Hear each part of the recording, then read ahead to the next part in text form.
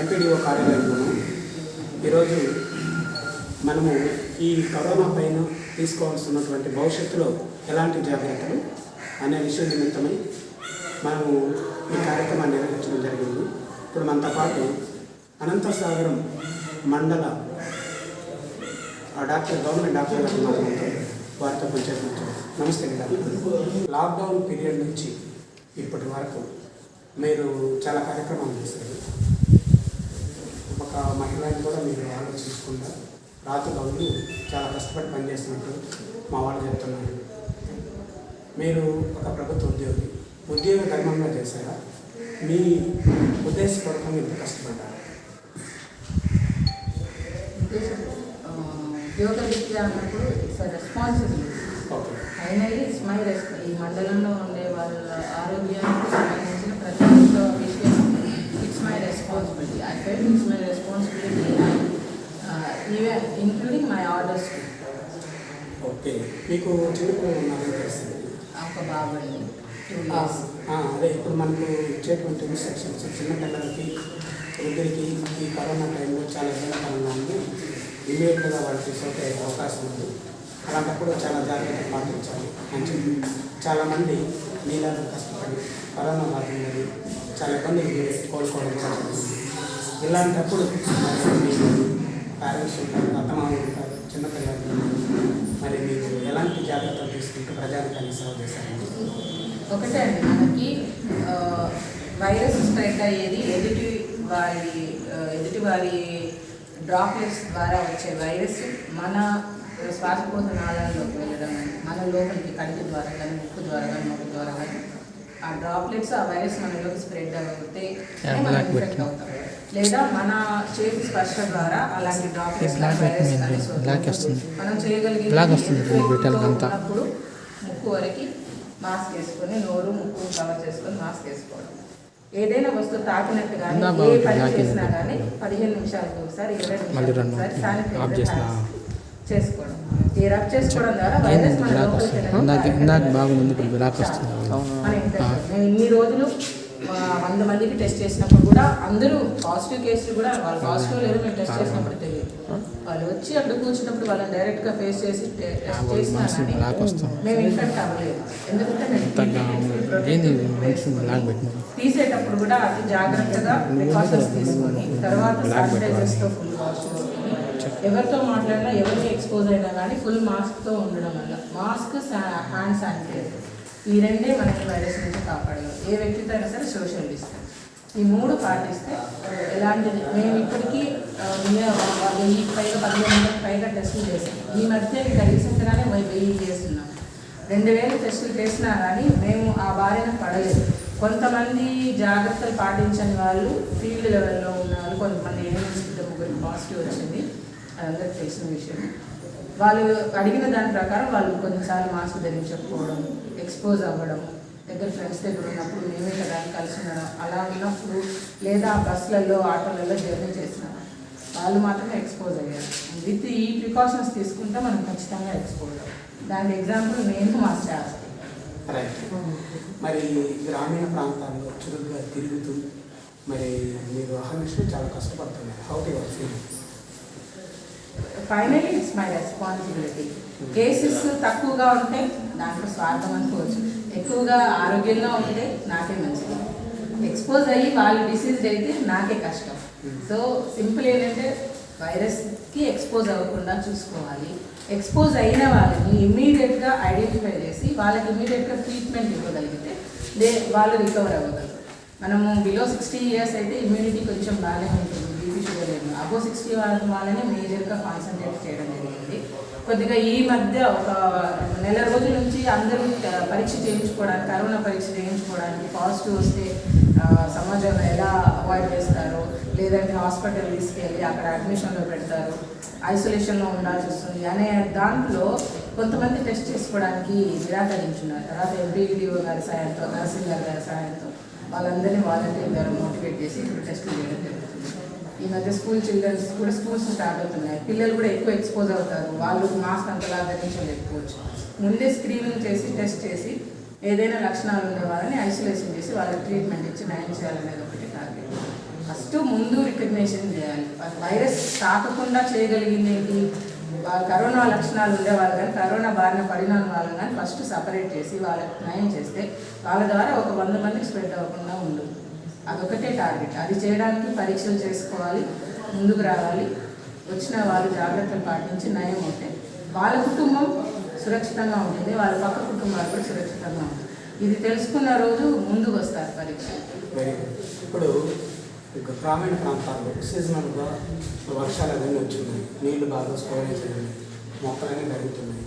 మరి సీజనల్గా డిసీజెస్ చాలా ఎక్కువ ప్రమాదం ఉంది. వాటిపైన మీరు ఎలాంటి సూచనలు సలహాలు ఇస్తారు? ఈ మండలంలో మీ ఏఎన్ఎంస్ కానీ మీ వాలంటీర్స్ కానీ వీళ్ళందరూ ఎలాంటి మెసేజ్ పంపించి మీరు ఏ కార్యక్రమాలు చేయాలనుకుంటున్నారు? మనకి మొదటి నుంచి కూడా లార్వల్ సర్వే ఉంటుందండి. శానిటేషన్ ఫ్రైడే రోజు డ్రై డే. సో ప్రతి ఒక్కళ్ళు కొంతమంది తొట్టులో నీళ్ళు పెట్టుకోవడాలు, అందరూ ఫంగస్ లేకుండా, ఇన్ఫెక్షన్ లేకుండా వాటన్నిటిని ఆశా ఏజెంట్స్ కలిసి సర్వే చేస్తారు. సర్వే చేసి స్టాగ్నెంట్ వాటర్ లేకుండా, దోమలు రాకుండా, ఇన్ఫెక్షన్స్ డిసీజ్ కాకుండా అదొకటి సర్వే చేసుకుంటారు. దాని రకాల బ్లీచింగ్ పౌడర్ చల్లడం, పరిశుభ్రాలు మొత్తం శుభ్రంగా ఉండడం, మురికి నీళ్ళు లేకుండా కూడా చూసుకునే బాధ్యత. ఆ రకంగా శానిటేషన్ మొత్తం చేసుకుంటాం. ప్లస్ ఇప్పుడు ఏమవుతుందంటే వచ్చే సీజన్ వల్ల జలుబు, దగ్గు, జ్వరాలు వచ్చేది కామన్ సీజన్. అది కామన్ కోల్డా, కరోనాగా, ఇది అర్థం కాని కన్ఫ్యూజన్లో చాలామంది ఉన్నారు. సో జలుబు, దగ్గు ఉన్నా కానీ ఎలాంటి లక్షణం ఉన్నా ముందు పరీక్ష చేయించుకుంటే మనకి నిర్ధారించుకోవచ్చు. మామూలుగా కరోనాగా మామూలు జ్వరాలు వస్తున్నాయి, కొంతమంది జ్వరం వచ్చినా కానీ చెప్తే ఎక్కడ పరీక్ష చేస్తారని చెప్పుకోవట్లేదు. అది కరోనా కాకుండా మామూలు జ్వరం అయితే తగ్గిపోయి జలుబు, దగ్గులు అయితే పర్వాలేదు, సేఫే. కానీ ఏదైనా జరిగితే దానివల్ల ఒకరి వల్ల ఇంకొక 60-70 మంది ఇన్ఫెక్ట్ అయ్యే ఛాన్సెస్ ఉంటాయి. కాబట్టి ఎలాంటి లక్షణాలు ఉన్నా ముందుగా పరీక్ష చేయించుకుంటే దాన్ని బట్టి మనం ముందుకెళ్ళవచ్చు. పరీక్ష చేయించుకోకుండా అంటే ఇప్పుడు నా కరోనా రాకముందు వేరే పరిస్థితి, వాళ్ళకి వచ్చి వాళ్ళు ఇబ్బంది పడి వాళ్ళే హాస్పిటల్కి వచ్చి మందులు తీసుకునేవాళ్ళు, ట్రీట్మెంట్ పొందేవాళ్ళు. ఇప్పుడు ఏమవుతుందంటే మామూలు జ్వరం వచ్చినా కానీ కరోనా అంటారేమో అని భయపడి ముందుకు రావడం వైద్యం చేయించుకోవట్లేదు. అలా చాలామంది సొంత వైద్యం చేసుకుంటున్నారు. ఇప్పుడు ఎలా అయితే ఐసోలేషన్లో ఉండే వాళ్ళకి కరోనాకు ముందస్తు జాగ్రత్తగా మనం కిట్ ఇస్తున్నాము, ట్రీట్మెంట్ కిట్, అందులో ఏంటో మెడిసిన్స్ తెలుసుకోవడం, కొద్దిగా లక్షణాలు రాగానే ఆ మెడిసిన్స్ని వాళ్ళే సొంతంగా మెడికల్ షాప్స్లో పర్చేస్ చేసి వాడడం, ఇలాంటివి చేస్తున్నారు. ఇలా చేయడం వల్ల వాళ్ళు ఒకవేళ అంటే ఇమ్యూనిటీ బాగా ఉండి రికవర్ అయితే వెళ్ళండి, నష్టం లేదు. కానీ ఒకవేళ ఆ ఇమ్యూనిటీ పవర్ ప్రాబ్లం వల్ల ఆ మందులు సరిపోక ఆయాసం పెరిగి సింటమ్స్ సీరియస్ అయినప్పుడు మాత్రం కొద్దిగా ఇబ్బంది పడాలి. సో సొంత వైద్యం చేయించుకోకుండా లక్షణాలు ఉన్న వెంటనే ఫస్ట్ మనం ఫ్రీగా చేస్తున్నాము. ఏ గ్రామంలో అయితే ఆ గ్రామంలో అక్కడికి వాళ్ళ ఇంటి ముందుకు వచ్చి చేస్తున్నారు. సో ఎలాంటి సంకోచం లేకుండా లక్షణాలు కనపడిన వెంటనే వచ్చి పరీక్ష చేయించుకుంటే అది కాదని నిర్ధారించుకున్న తర్వాత మిగతా వైద్యం మేము చూసుకుంటాం. ఇప్పుడు టోటల్గా కరోనా పరీక్ష చేయించుకోవడం చాలా మంచిది. చేయించుకోవడం వల్ల మంచి ఆరోగ్యాన్ని పొందుతారు. అపోహలకు పోయి వాళ్ళు ముందుకు వస్తే చాలా బాగుంటుందని మీరు చెప్తున్నారు. రైట్.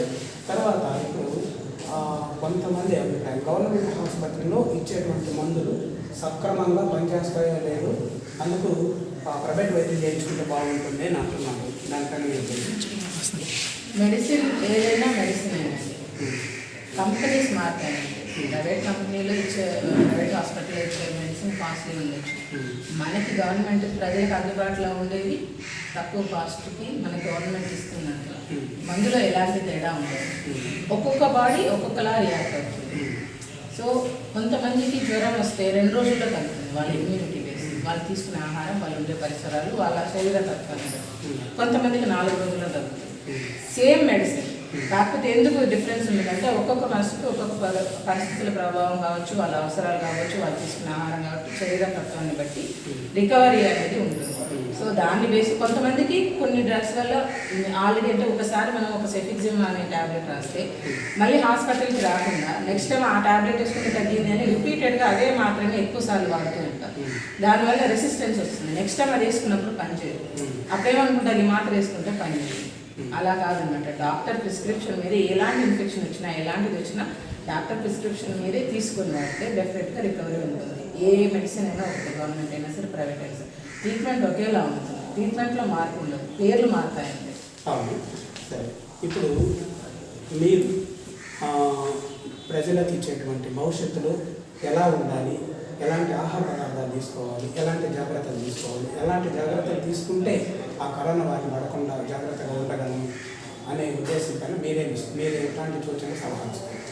నేనేమంటానంటే ఏదైనా ఇంట్లో బయట వస్తువులు కాకుండా ఇంట్లోనే మనం ప్రిపేర్ చేసుకున్న ఫుడ్ని మనం తినడం ఇంపార్టెంట్. ముఖ్యంగా అందులో అన్ని రకాలుగా కలిసే పోషకాహారాలు, బ్యాలెన్స్డ్ డైట్ అంటారు. ప్రోటీన్ ముఖ్యం, కార్బోహైడ్రేట్స్ ముఖ్యం, ఫ్యాట్స్ ముఖ్యం, అన్నీ ముఖ్యం. కాబట్టి అన్ని రకాలుగా ఉండి ఇమ్యూనిటీని బూస్ట్ చేసేవి అలాంటి పదార్థాలు తీసుకోవడము. అనారోగ్యంగా ఉన్నప్పుడు ఎస్పెషల్లీ ఎక్కువ కేర్ తీసుకొని ప్రాపర్ మెడిసిన్ వాడుతూ ప్రాపర్ టైంకి మంచి ఫుడ్ తింటే ఖచ్చితంగా ఇమ్యూనిటీ బాగుంటుంది. ఇమ్యూనిటీ తక్కువ ఉండే వాళ్ళు ఏంటంటే ఇమ్మీడియట్గా లక్షణం వచ్చిన వెంటనే డాక్టర్ వద్దకు చెందితే ఇమ్యూనిటీ బూస్ట్ అవ్వడానికి కరెక్ట్గా మంచి మెడిసిన్స్ ఇస్తారు. ఆహారాన్ని వచ్చేసి బయట పదార్థాలు అవాయిడ్ చేయాలి. కరోనా ఉంది కాబట్టి అది ఈరోజు పోతుంది రేపు పోతుంది అని చెప్పడానికి లేదు. అది మన లైఫ్లో ఒక భాగం అయిపోయింది. కాబట్టి ప్రతిసారి మాస్క్ ధరించి బయటికి వెళ్ళడం, ఏదైనా బయట వస్తువులు కానీ బయట షాప్కి వెళ్ళినప్పుడు చైర్లు, బస్ ఎక్కినప్పుడు రాడ్స్ ఇలాంటివి ముట్టుకున్నప్పుడు శానిటైజ్ చేసుకోవడం, ఇలాంటి జాగ్రత్త. లేదా బయటకు వెళ్ళేసి ఇంటికి వచ్చున్నాము, ఇంట్లో చిన్నపిల్లలు పెద్దవాళ్ళు ముసలు ఉంటారు, వెళ్ళి రాగానే ఫస్ట్ బయటకు వెళ్ళినాం బట్ దుస్తులని పక్కకు పెట్టుకొని వాటిని సపరేట్గా క్లీన్ చేసుకొని హ్యాండ్స్ వాష్ చేసుకొని స్నానం చేసి నీట్గా శుభ్రంగా ఉండి అప్పుడు ఇంట్లోకి వెళ్తే అది బయట ఉండే వైరస్ ఒక్కరు బయటకు వెళ్తారు, ఇంట్లో 10 మంది ఉంటారు. వాళ్ళ అజాగ్రత్త వల్ల 10 మంది ఎఫెక్ట్ అవ్వకుండా ఒకరు మంచి జాగ్రత్త తీసుకుంటే ఇంట్లో వాళ్ళందరూ ఆరోగ్యంగా ఉండొచ్చు. సో ఇంతకు ముందు ఇంత జాగ్రత్తగా హ్యాండ్ వాష్ చేసుకోవడం, మాస్క్ వేసుకోవడం అనేది పబ్లిక్ తెలియదు. కానీ ఇప్పుడు చాలా వరకు 90% ఖచ్చితంగా మాస్క్ ధరిస్తున్నారు. సో లైఫ్ స్టైల్లో మన మార్పులో మాస్క్ అనేది, సోషల్ డిస్టెన్స్, శానిటేషన్ అనేది మన లైఫ్లో ఒక భాగంగా అయిపోతే లైఫ్ స్టైల్ మార్చుకొని బిహేవియర్ చేంజ్ మార్చుకుంటే ఖచ్చితంగా మనం ఈ వైరస్ నుంచి కానీ ఇన్ఫెక్షన్స్ నుంచి, ఇంతకుముందు జలుబు దగ్గులు ఎక్కువగా వచ్చాయి, చిన్నపిల్లల్లో కూడా ఊరికే జలుబులు వచ్చాయి. ఇప్పుడు ఉండే కొంచెం జాగ్రత్తగా ఉండడం వల్ల అవి తగ్గాయి. ఇన్ఫెక్షన్ ఎక్కువ ఎందుకంటే ఎక్కువ తిరగకపోవడం, లాక్డౌన్లో ఎక్కువ తిరగకపోవడం, షాప్స్ ఒక ప్రాపర్ టైంలో ఉండడం, ప్రాపర్ శానిటేషన్ చేస్తూ ఉండడం, ఇవన్నీ చేయడం వల్ల కొంచెం రెగ్యులర్ వచ్చే ఇన్ఫెక్షన్స్ తగ్గాయి. ఈ కరోనా గురించి భయపడమే తప్ప ఇప్పుడు పబ్లిక్ రిమైనింగ్ దాంట్లో కంప్లైంట్స్ అనేది అంటే ఓపీకి వస్తుంటారు కాబట్టి పీహెచ్సికి అక్కడ దాన్ని చూసి నేను గమనించింది ఏంటంటే ముఖ్యంగా ఈ లక్షణాలు నుంచి వచ్చేవాళ్ళు తప్ప మీ రిమైనింగ్ ఇన్ఫెక్షన్స్ చాలా వరకు తగ్గాయి. తాగునీళ్ళు తీసుకునేటప్పుడు జాగ్రత్త తీసుకోవడం, గోరువెచ్చని నీళ్ళు తాగడం, ఇలాంటి జాగ్రత్తలు తీసుకుంటే ఇన్ఫెక్షన్ రాకుండా ఉండడానికి మనకు ఒక అవకాశం ఉంటుంది. ప్లస్ వచ్చిన వెంటనే వైద్యం తీసుకోవడం అనేది మనకి ముఖ్య లక్షణం. ఓకే డాక్టర్ గారు, ఇక్కడ ఈ అనవసరంలో మీకన్నా ముందున్న డాక్టర్స్ చాలా ఇబ్బంది పడి సక్రమంగా డ్యూటీస్ రాక ఇవి కొన్ని మా దృష్టి కూడా రావడం జరిగింది. నేను వచ్చేవరకు మాట్లాడింది. ఆ తర్వాత మీరు వచ్చాక మీకు ఉండే మంచి పేరు ఏంటంటే చాలా కష్టపడుతున్నారు, బాగా పనులు తిరుగుతున్నారు, చేస్తున్నారు. ఇవన్నీ కూడా నిజంగా కూడా మాకు చాలా సంతోషం అనిపించింది. ఆ సందర్భంగా మిమ్మల్ని మా మనస్ఫూర్తిగా మీకు సన్మానం చేయాలనుకుంటున్నాను. ఎనీహౌ మీ పిలవగానే నా దగ్గరికి వచ్చి మాతో కలిసి చక్కటి సూచనలు సలహాలు ఇచ్చినందుకు మేము నిజంగా కూడా చాలా సంతోషపడుతున్నాం. మీకు మనస్ఫూర్తిగా థ్యాంక్స్. అయితే మీ వివరాలు మాకు ఏం చెప్పలేదు. మీ పేరు, మీరు ఎక్కడ వస్తున్నారు? నా పేరు వరలక్ష్మి అండి, మాది నెల్లూరు. నేను అంటే మా హస్బెండ్ మా ఫ్యామిలీ ఉండేది నెల్లూరు, ఇక్కడ వర్కింగ్ ఫైనాన్స్ నగరంలో. నాకు ఒక బాబాని 2 years చిన్న.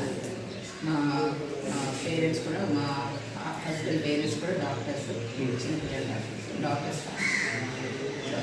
వెరీ గుడ్ అండి, వెరీ గుడ్, థ్యాంక్ యూ.